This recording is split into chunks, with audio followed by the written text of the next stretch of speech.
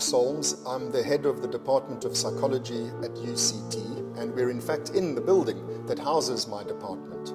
Behind me is a mural that was made by the Professor of Fine Arts at this university, perplexed. And what this mural depicts is the mind, that is, the object of study of psychology.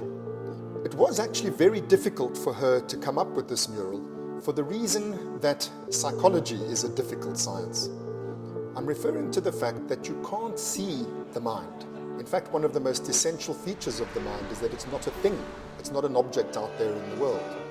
So to make a visual depiction, as an artist has to, of the mind is no easy task. The way that perplexed went about it was to speak to a woman who speaks a language called MOOC, which is about to become extinct. She's one of the last two people on the planet who speaks that language. She spoke to her about her word for the mind. It turns out that the MOOC word for the mind is the same as the MOOC word for breath. And this artwork is called Breath.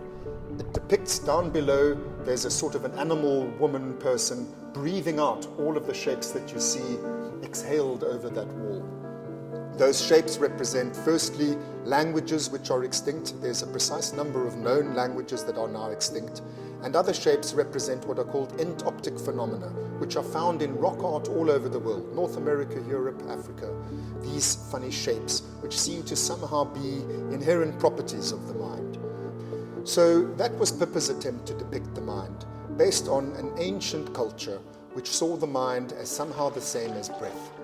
And you can see why they might have seen it that way, because breath, like the mind, is invisible, but also somehow seems to be inherently tied to our existence, to our being alive. When you breathe your last breath, you no longer have a mind.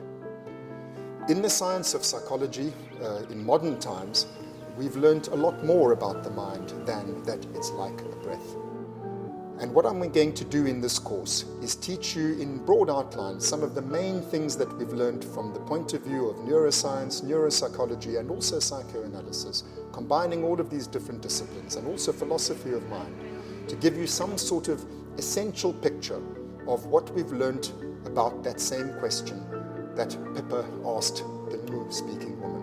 What is a mind? What do we call it? How can we see it? What does it look like? And I'm going to try to do that from the point of view of my discipline. I think it's a really important question, what is a mind? Because, after all, what are you if not your mind?